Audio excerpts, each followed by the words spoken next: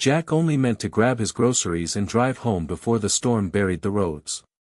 But then he heard it, a sound soft enough to be missed, even in a town that never paid attention. A whimper. A tiny, aching cry from the bed of a rusted pickup. When he looked closer, he found a cage. And inside, something that should not have been left out in the snow. A golden puppy, shivering, too quiet for a dog. He thought he was saving a life. He didn't realize he was stepping into a story that would cost him his home, his safety, and reveal something the world was never meant to see. Before we begin this unforgettable story, would you mind sharing where you're from in the comments?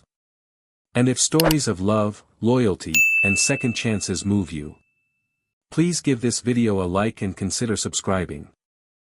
The snow was falling sideways, wind slicing through the narrow streets of Aspenwood with a whistle that made the pine trees groan. It was one of those days when time seemed to slow under the weight of winter. The air smelled of pine and gasoline, sharp and cold.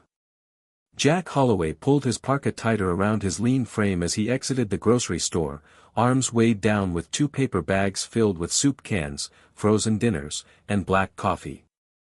Jack was 32 years old, with the sort of quiet presence that made people forget he was in the room. His tall frame always looked slightly hunched, as if he were trying to disappear into himself. His dark brown hair was always a little tousled, often tucked beneath a beanie, and his eyes, gray-blue like river ice, rarely betrayed emotion. Since leaving Denver's chaos 2 years ago, Jack had worked remotely as a cybersecurity engineer, building firewalls during the day and walking forest trails in the evening. Solitude suited him, or so he believed. He loaded the bags into the back of his aging Subaru, its paint dulled by salt and time. Just as he was about to climb in, something moved in the corner of his eye. A rusted pickup truck sat one row over, snow beginning to cake its windows. Jack noticed a small crate in the bed of the truck, unusual enough to make him pause. Inside the crate, curled against the corner, was a puppy. He was golden, not just in color but in presence, his fur like spun sunlight even under the gloomy sky. His body was so small it barely took up the space of the crate, and he was trembling, violently.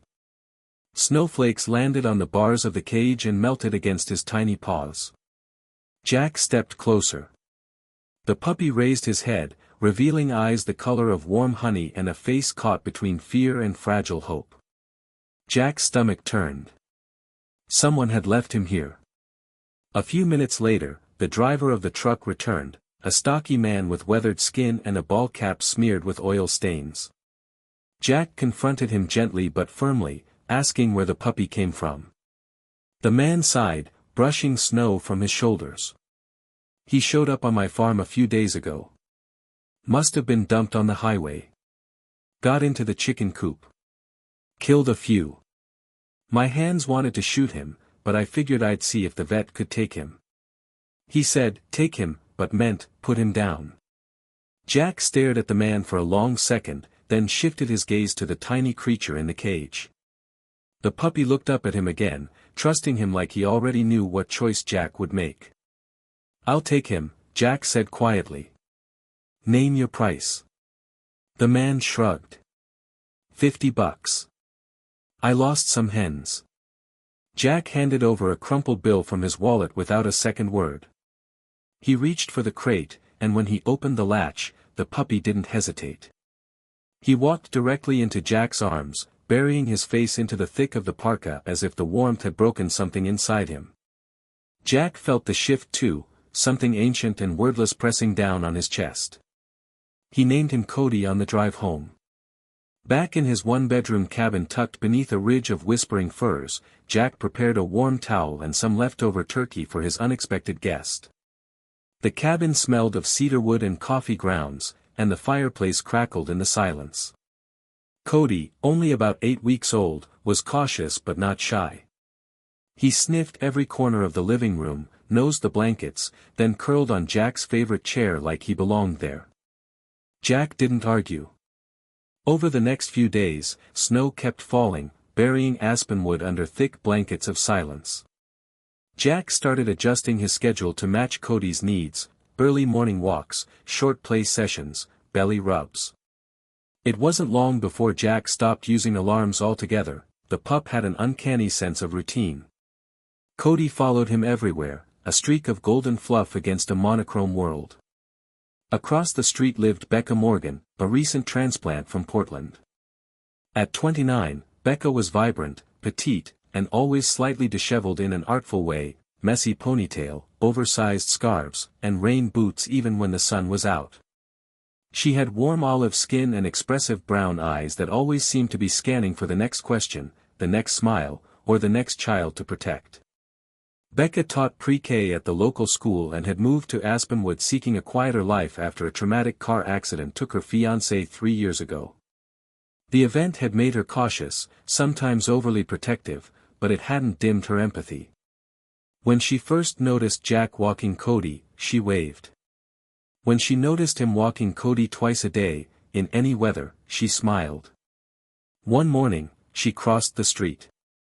"He's beautiful," she said, gesturing to Cody, who was busy burying his face in a mound of fresh snow. Jack nodded, unsure how to carry small talk. "He's new. Found him in a crate behind a truck." Becca's brows furrowed. "That's awful. He's lucky you found him." Jack looked down at the golden pup rolling in the snow like he'd never known fear. "Yeah. I guess I am too." By the second month of living with Jack, Cody had become more than just a companion, he was family. In Aspenwood, where the snow never quite melted and silence came with the wind, Jack's life had settled into a quiet rhythm. But that rhythm began to shift in subtle, unexpected ways as Cody grew. What had once been a fluffy, palm-sized puppy now resembled a juvenile golden retriever, only it had happened in less than 4 weeks. Jack was astounded by how fast Cody developed. His legs grew longer, his frame broader, and his fur became richer, thicker, more lustrous than any retriever Jack had seen. Even the shape of his head, with slightly more angular features and alert ears, hinted at something different. But it wasn't just his size that raised questions. Cody was smart. Not just, he knows sit and stay, smart. He was intuitive, responsive, aware in ways Jack hadn't expected. Cody would watch Jack's hand move toward a doorknob and already be by the door. When Jack's phone rang, Cody would bring it over before the second buzz. He recognized doorbell sounds from videos. He'd learned to nudge Jack's coffee mug away from the laptop and once even seemed to sense when Jack was about to sneeze, offering a paw just in time, as if to say bless you. But the moment that truly unsettled Jack came one Thursday evening. He'd been making dinner, something simple, a can of tomato soup and grilled cheese. While frying the sandwich, Jack noticed the smell. Faint at first, then stronger. He paused, stepped away from the stove, and recognized it immediately: gas. Heart hammering, he spun toward the source, only to find the main valve already closed. Next to it sat Cody, paw resting on the lever, tail still. The realization landed like a brick in Jack's stomach. Cody hadn't barked, hadn't panicked. He'd acted. Jack sank to his knees. "You shut it off." Cody tilted his head and wagged his tail once, gently. From that day on, Jack kept a closer eye on him. Not out of fear, but out of growing awe. It was like raising something that didn't quite fit inside the word dog anymore.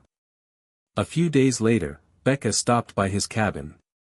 She wore a snow-dusted maroon beanie and mismatched mittens, cheeks rosy from the cold. In her arms was a bag of books she was returning.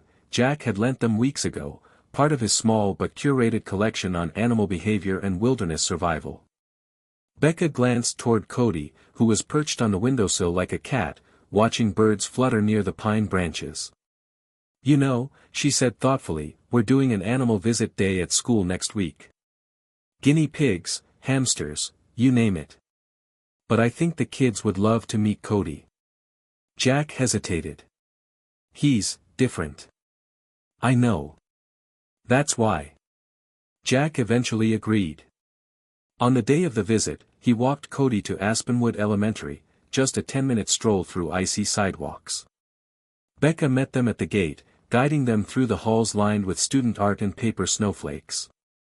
The classroom was small and warm, filled with the scent of crayons and peanut butter. 18 children sat in a semicircle, their eyes lighting up as Cody padded in beside Jack. Cody didn't bark. He didn't leap or drool or try to wrestle with the kids. Instead, he walked among them calmly, accepting pats, licking tiny hands, and even laying his head gently in one boy's lap. When a little girl with pigtails began to cry softly from nerves, Cody curled around her legs like a golden blanket until she smiled.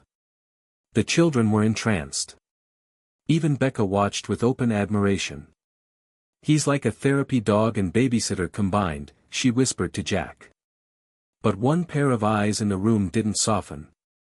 At the edge of the classroom stood Ms. Carla Green, a substitute aide brought in while another teacher recovered from a leg injury. Carla was in her mid-50s, tall and pale, with tightly pulled back gray hair and angular features that gave her an air of seriousness. Her blazer was stiff, her tone even stiffer. Known around the school for her distrust of anything that disrupted routine, Carla kept her hands folded, her expression unreadable. When the bell rang for recess, she approached Jack with a cool gaze. "Unusual dog," she said. "Very well behaved." "Yeah," Jack replied cautiously, petting Cody. "He's special." Carla studied the dog. "Almost, too special. Golden retrievers don't usually exhibit this kind of composure. Or that kind of awareness. He didn't react to loud noises. He anticipated movements. That's either exceptional training, or he's not what you think he is." Jack stiffened. "He's a golden." Carla didn't argue. She simply nodded once and walked away. Jack watched her go, unease settling over him like a new layer of snow. March came to Aspenwood with soft thaws and sudden windstorms. Snowdrifts began to melt along the forest's edge, revealing patches of brown pine needles and wet soil, and the rhythm of the town shifted slightly with the changing light. But for Jack Holloway, change wasn't just seasonal. It was growing, breathing, and curling up on his rug each night. Cody had reached the size of a full-grown retriever, but his mannerisms no longer matched the breed's textbook behavior. His movement had a coiled grace, his eyes carried a focus that felt more sentient than domestic. Jack couldn't shake Ms. Carla Green's words from his mind, "He's not what you think he is." When Cody began growling at night, not barking, just low, rumbling noises directed toward the tree line outside the cabin, Jack decided it was time for a checkup. Not a routine visit. A real one. Something deep down told him the answers wouldn't be simple. Dr. Glenn Wexler ran the only veterinary clinic within 30 miles. He was a barrel-chested man in his early 60s, with a full head of silver hair and thick-rimmed glasses perched perpetually on the edge of his nose. He had the gruff kindness of someone who delivered calves in the snow and stayed up all night bottle-feeding dying lambs. His clinic smelled like antiseptic and hay, and he kept a wooden bowl of peppermint candies at the front desk. "Your retriever's got the legs of a sprinter and the posture of a predator," Glenn said after a long physical. "And he doesn't flinch at needles. That's rare." Jack offered a half-hearted chuckle. "So, is that unusual?" Glenn didn't laugh. He scratched at his stubble and said, "Let's run a full panel. Genetic markers too. Just for curiosity's sake." 2 days later, the call came. "You need to come in," Glenn said over the phone. "We should talk in person." The office felt colder than usual when Jack arrived, despite the humming radiator and the sunlight spilling through the blinds. Glenn sat behind his desk, a manila folder open in front of him. "There's no easy way to say this," he began, voice low and deliberate. "Your dog isn't just a dog." Jack sat in stunned silence. "Cody carries hybrid DNA," Glenn continued. "Very specific. He's not a normal crossbreed. His markers match a species of northern gray wolf that was thought to be extinct, at least in this region. His genome also shows signs of artificial manipulation, possibly selective breeding." Jack blinked, numb. You're saying, someone made him? I can't say for sure. But this kind of genetic pattern doesn't happen by accident. Glenn leaned forward. Legally, I'm required to report this to Wildlife Control. They'll probably send someone to verify the findings. Could take days or weeks. But Jack, Cody's not dangerous. He's something else. But he deserves a home. As Jack stepped out into the crisp air, the folder clutched to his chest. Cody waited by the truck. The golden fur shimmered in the light, and those amber eyes stared up at him with the same warmth as always. Whatever his DNA said, he was still his. That evening, Jack told Becca everything. They sat on her back porch, wrapped in blankets, a shared thermos of cocoa between them. Becca's face was unreadable for a moment, then she said softly, "I've heard of this." She went inside and returned minutes later with a dusty blue folder from a box marked Archives, Portland. Inside were clippings, academic printouts, and a few confidential documents she must have had tucked away for years. "I worked with a wildlife researcher in college," she explained. "He was obsessed with a program out of Canada that no one would talk about. Supposedly, a private biotech lab was trying to revive near-extinct predator species by crossing them with domestic lines. It was shut down after some of the hybrids escaped. People thought it was a myth." She handed Jack a photocopy of an incident report, Northern Reclamation Initiative, Montreal Sector, Breach, 2017. "He used to say," she continued, "that the hybrids weren't just strong or smart, they were loyal. Born to imprint. Designed to survive and to bond." Jack looked down at Cody, who was curled at his feet, half asleep, tail twitching at a dream. "They made him, to love," Jack whispered. Becca nodded. "But it doesn't mean they get to take him away." The letter came on a Thursday, folded crisply into an official white envelope with the seal of the Colorado Division of Wildlife stamped in pale gold. Jack found it tucked into his mailbox, half buried in a pile of melting snow. He stood on the porch with the mountains behind him, wind biting through his jacket, reading the lines that turned his spine to ice. Subject: Notice of Investigation and Mandatory Evaluation. Regarding, hybrid animal, specimen identified as Cody. Directive: Immediate transportation to State Wildlife Assessment Center, Fort Warren. They were coming for Cody. The language was polite, veiled in procedural phrasing, but the implications were clear: Cody would be removed for containment and study.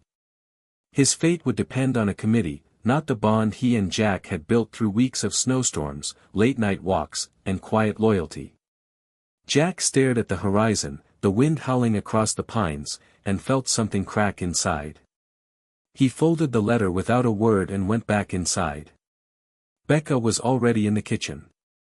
She had been staying over more frequently, initially to help Jack manage the sudden attention from authorities and the emotional weight of Cody's origins, but now because neither of them wanted to face these days alone. She was cutting apples for a pie, sleeves rolled up, dark curls tied back loosely. She glanced up when he entered, her eyes immediately narrowing. "What is it?" He handed her the letter. As she read, her lips pressed into a thin, unreadable line. When she was done, she folded it twice and placed it on the counter with surgical precision. "They want to take him." Jack nodded. "And?" she asked. "I'm not letting that happen."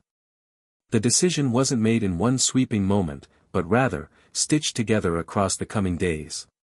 Jack listed his house the next morning, a small log cabin tucked against the woods, quiet, functional, and now too exposed. He had built a life here thinking solitude would protect him. It hadn't. He began searching for land near the Valemont wildlife boundary, a protected conservation zone about 50 miles north of Aspenwood. The terrain there was rough, heavily forested, and sparsely populated, perfect for raising a hybrid under the radar but close enough to licensed conservation land to make legal arguments plausible. The property he found was 6 acres of untouched pine forest, with a half-collapsed barn and no plumbing. It cost nearly everything he had. Becca didn't hesitate. She handed in her resignation at Aspenwood Elementary 2 days later. Her departure shocked the staff, especially Principal Hargrove, a balding, round-shouldered man in his late 40s who'd relied on Becca's warm, intuitive teaching style to anchor the kindergarten wing. When asked why she was leaving, Becca said simply, "I've found a new kind of school." She wasn't exaggerating. On the way to visit the new property with Jack, she sketched plans in a spiral notebook: outdoor classrooms, nature-based lessons, open play areas near safe wildlife enclosures. The idea took shape fast: the Forest Schoolhouse. Her dream wasn't just to follow Jack. It was to give children a place to learn where wonder lived right outside the door. The day they moved was cold and cloudless. Cody, ever sensitive to mood, stayed close to Jack's side, sensing the tension in every box packed, every drawer emptied. They arrived at the new land by dusk. The trees stood tall and unbending, like old sentinels. The barn creaked in the wind. The only structure remotely livable was a run-down mobile home at the edge of the property, with peeling paint and a sagging porch. Jack stepped onto it with Cody at his heels, inhaled the crisp scent of pine and frozen moss, and felt, for the first time in weeks, like he could breathe. The legal risk hadn't disappeared. The Wildlife Division would follow up. But if Jack could show he had built a secure, humane, and controlled environment, if he could argue Cody's safety and socialization, there was a chance he could keep him. Over the following weeks, Jack worked around the clock. He built fencing reinforced with buried steel mesh, designed a wide enclosure with a den Cody could retreat into, and installed cameras to monitor activity. Every nail he hammered, every post he set, was a declaration: he's not a specimen. He's family. Becca threw herself into her project with equal devotion. She converted one corner of the land, an open meadow surrounded by spruce, into the beginnings of her forest classroom. She painted signs, planted story circles out of logs, and designed sensory paths using rocks, leaves, and fallen branches.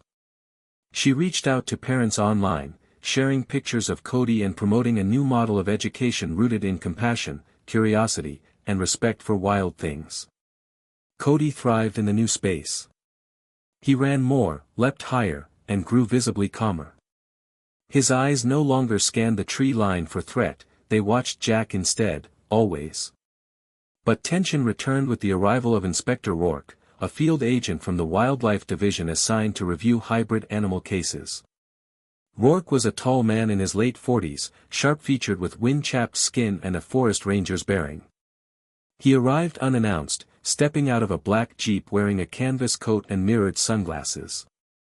"I'm here to evaluate containment and safety," he said, voice clipped. "And determine whether this animal can remain in civilian custody." Jack showed him the fencing. Becca explained the curriculum. Cody sat quietly beside Jack the whole time, eyes calm, ears forward, his golden coat catching the light. Rourke inspected every inch of the property. He asked hard questions. He took notes without expression. Then, as he prepared to leave, he paused at the gate and turned back. "This is one of the better setups I've seen," he said finally. "But it's not my call alone. You'll hear from us in 2 weeks." He left without a handshake. Jack watched him go, his stomach tight, but Cody brushed against his leg gently, just enough to remind him he wasn't alone. The news came not with a bang but a letter, this time not a threat, not a warning, but a confirmation stamped with the insignia of the Colorado Wildlife Authority and signed in blue ink: "Status granted, Certified Wildlife Rehabilitation Unit." Attached was a note from Inspector Rourke, handwritten in brisk strokes: "You've built something worth protecting. Good luck." Jack held the papers in his calloused hands beneath the morning sun, the frost still glinting on the cabin roof, and felt his knees weaken, not from fear this time, but release. The story of Cody had made its way online in small ripples, first from Becca's posts, then picked up by a local blog, and then again by a wildlife-focused social channel that had over 1 million subscribers. The video that went viral showed Cody lying among a ring of children in Becca's forest classroom, one child gently resting their head against his golden flank, his eyes watchful but soft. Within days, their inbox filled with messages. Some curious, some angry, but many more kind: donors, volunteers, animal lovers, educators. The donations came in quietly at first, $10 here, $25 there, but they snowballed. Within a month, Jack and Becca had raised enough to expand the fencing, build insulated shelters, add a solar-powered medical shed, and install cameras tied to a wildlife monitoring network. They officially named the land Fern Reach Sanctuary. The name was Becca's idea, taken from an old poem she loved about lost things finding light through green places. Cody, now over a year old, had grown into a magnificent creature. His fur had darkened slightly at the edges, like he wore dusk around his shoulders, and his eyes, amber and bright, seemed to see more than they should. He was no longer just a dog or even a hybrid. He was a symbol, and in many ways, the soul of the sanctuary. But Fern Reach wasn't just for Cody anymore. The first new arrival came in late April, a red fox with a mangled paw, rescued by a teenage boy named Eli from the outskirts of Boulder. Eli was 17, tall and lanky with a mop of black curls and a nervous energy that made him chew the sleeves of his jacket. He'd found the fox after a wildfire pushed animals out of their dens and had cared for it in a tent for 3 days before hitching a ride with his uncle to Fern Reach. Becca met them at the gate. She crouched down beside Eli, listened to his story, and then called Jack over. "Looks like we've got our first boarder," she said, ruffling Cody's ears. Cody leaned against Eli's legs like an old friend. Then came a 3-legged raccoon from a collapsed cabin, a blind barn owl, and a feral dog who had lost his pack and refused to eat until Cody laid beside him for 2 days straight. Word spread not just online but through rescue networks, Forest Service contacts, and friends of friends. Jack, once a man who lived in digital code and silence, now spent his days mending fences, changing bedding, preparing food for animals with broken wings and lonely eyes. Becca's classroom grew with it. Her old students, some now in 3rd or 4th grade, begged their parents to visit. She organized monthly nature field days, where kids from Aspenwood were bussed in for storytelling beneath the trees, art projects with twigs and bark, and silent observation walks with Cody leading the way. The children called him Mr. Cody, and more than once, Jack caught a child whispering secrets into his ear like he was their favorite uncle. Among the visitors was one that caught Jack by surprise, Miss Carla Green. She arrived one misty morning, stepping out of a rental car in a long navy coat and her ever-present tight bun. She stood at the fence for a long time before approaching. "I read the article in the Tribune," she said without greeting. "Thought I'd see it for myself." Jack expected a lecture.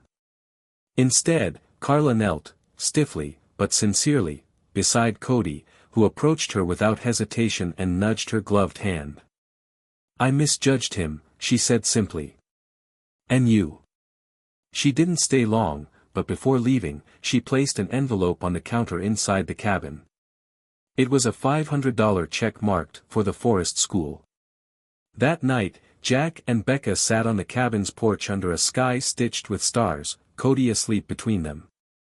The sounds of the sanctuary rustled in the distance, rustling wings, paw pads on soil, the occasional hoot or chirp.